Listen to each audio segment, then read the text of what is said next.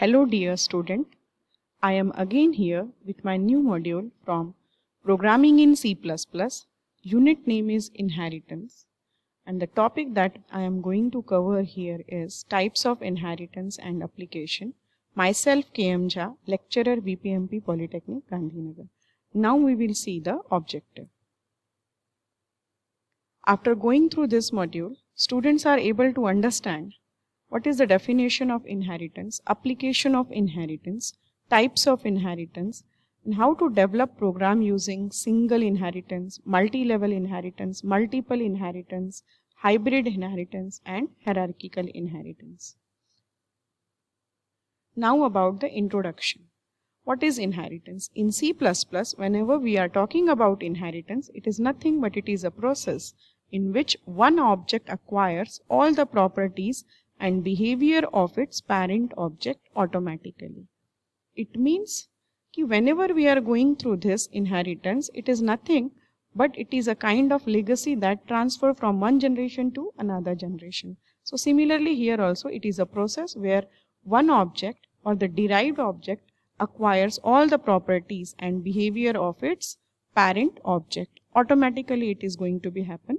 So in C++, the class which inherits the members of another class, as I said, it is a derived class, and the class whose members are inherited is nothing but it is a base class. So when inheritance we are using, it gives us the facility, or these are the application. So application or uses are same. So where we are using this? By using inheritance, it improves the reusability of code. It improves the reuse of code in your Java application. Concept of inheritance that I said just now, the mechanism of deriving a new class from an old class is called as inheritance. So there are types of inheritance: single inheritance, multiple inheritance, multi-level inheritance, hierarchical or hierarchical inheritance, hybrid inheritance. So this is all block diagram of inheritance, or you can say this is a diagrammatical structure of inheritance.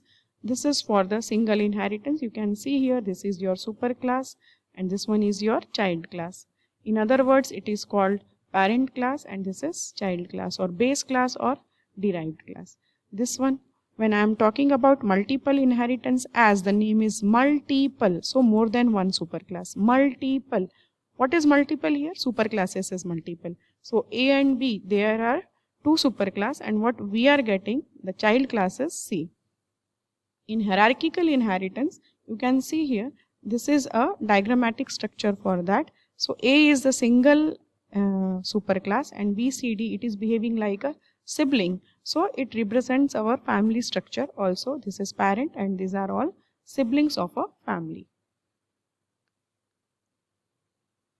Multi-level. So multi-level here, the level of superclasses changes. When the B is child class, at that time A is a superclass. And when C is child class, at that time B becomes intermediate superclass. So level of superclasses changes. You can go with the other child class also. At that time D would be the child class and C will be the superclass. That is intermediate superclass. So this is hybrid inheritance. As the name is hybrid, it is connection of, or it is a combination of two inheritance. You can see here this is single inheritance and here it is a multiple. I am moving my mouse here. This is multiple and this is single. So it is a combination of two types of inheritance. Okay. Defining derived class. Whenever I am talking about derived class, it means I am talking about a child class. Okay, so the syntax for this is name of the derived class. By using a class keyword only we are deriving it, and then this is your colon, this is visibility mode, and then base class name. You will have to remember this colon indicates that after this there is a parent class, okay, or super class. So you can see here in the right side there is a base class name.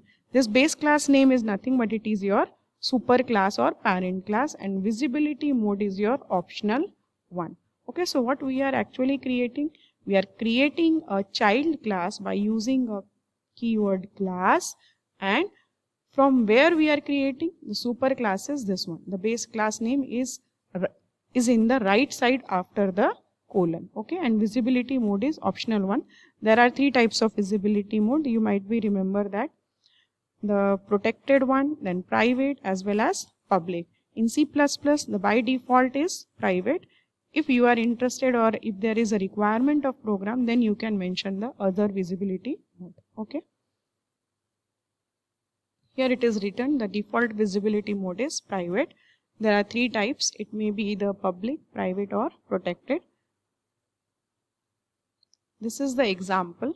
Here you can see this is class B. Class B, it is a child class which is created from the parent class A. And here I have mentioned the, yes, what is this? This is this one, visibility mode. Here you can see this is your visibility mode. Okay. So public is the visibility mode. In C++, if you are writing nothing, here you can see it means it will by default take it as a private. But if you are interested and if there is a necessity in the program, then you will have to mention the accessibility or visibility mode. So this is public. Okay. So we are creating a class B from the parent class A. Why parent class is A? Because after colon it is, and that's why it is a parent class. And this is members of B. As we are creating class of B, here there is then opening brace is left. So you have to understand that yourself. Okay. So this is all members of B. This is again class B. These are all different examples. Here we are using private A.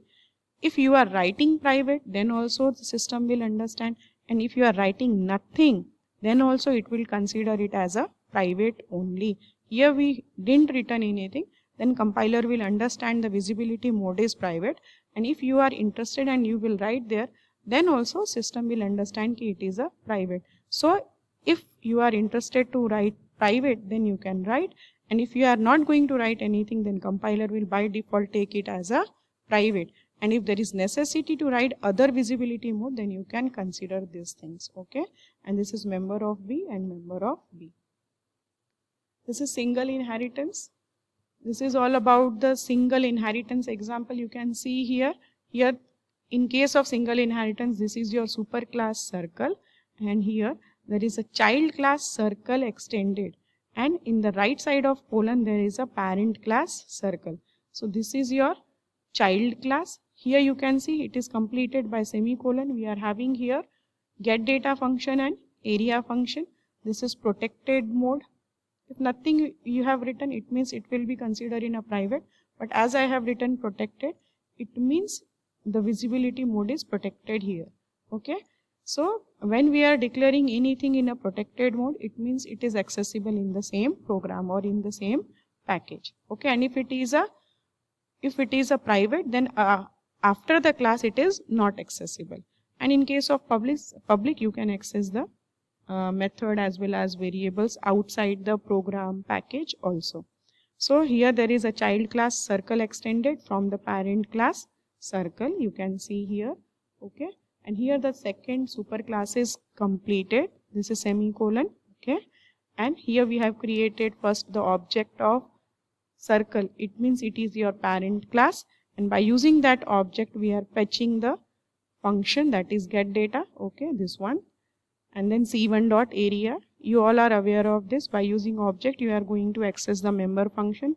And bridge is their dot operator. Similarly, we have created an object C2 from the child class circle extension.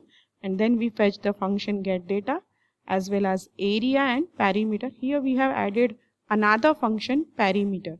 Here we have added another function perimeter from the child class. Yes, there is one clause कि whenever you are extending anything, so child class can add its own properties also. So apart from the parent class, child class circle extended, it has added one more function that is perimeter.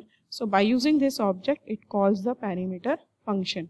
And here there is one thing that you will have to remember कि this get data function is a part of superclass. Yes, the object of child class is having the right to access the get data function as if the visibility mode is public here. Okay. So child class is having the right to access or inherit all the data from the super class, and it can add its own perspectives also, its own behavior also in its class, that you can see, and this is the output. Okay. Similarly, in case of multiple inheritance, more than one superclass, this is the example of that you can see here. This is class A, this is class B, and the child class created in C here from the class B and class A. You will have to remember this is capital and this is capital, as these classes are in the capital letters. Okay, it is case sensitive. This is the example of the multiple inheritance. How you can understood this? This is your parent class num. This is your pair. As we are talking about which inheritance? Multiple. So, two parent classes, two super classes, and child classes 1. And two parent classes are separated by comma. So, here you can see this is our first superclass num, this is our second superclass pair, and what we are inheriting, the child classes triplet from the parent class num as well as from the parent class pair. As these are your parent classes, as they are in the right side of the colon. This is colon, this is your first superclass, and this is your second superclass. You can understand now very well. This is your first superclass, this is your second superclass, and the child class is your triplet. So, it is derived from the superclass num as well as pair. Okay, that you can see here. Okay, and this is the main function from where the classes or the functions will fetch the value from the main function. Here we have created object from the triplet class. This is child class, and these are the values that is going to be fetched from the main function, and after that values are going to be displayed, this one, by calling the display method. Here you can see there is a display method. Yes, this one. This is display method, and we are displaying the value of A, then B, and this is C. How we are fetching this value? Here you can see A1, B1 and C1. These values we have fetched from the main function. Okay. Similarly, for multi-level inheritance, the superclasses changes its position and becomes the intermediate one for the next child class. Okay. This is the example. This is base class. This is derived 1 and derived 2. For derived 1, the superclass is base, and for derived 2, the superclass is derived 1, as the name is multi-level. So, level is changes. Whose level is changes here? Superclass level is changes here. So, in derived 1, all the properties and behavior comes from base, and similarly, in derived 2, all the behavior and properties of derived 1 will automatically come here. Okay. And this is the main function from where the values are being fetched, and this is the output. Similarly, when we are talking about hierarchical inheritance, the superclasses, the single one, and the child classes are B, C and D. It represents our family structure also. Here you can see this is the syntax: class A, class B and class C. But B and C, these child classes, are derived from the parent class A. Class C, this child class is also derived from the parent class A. Okay. So, this is the syntax of your hierarchical inheritance as multiple child classes from the single super class.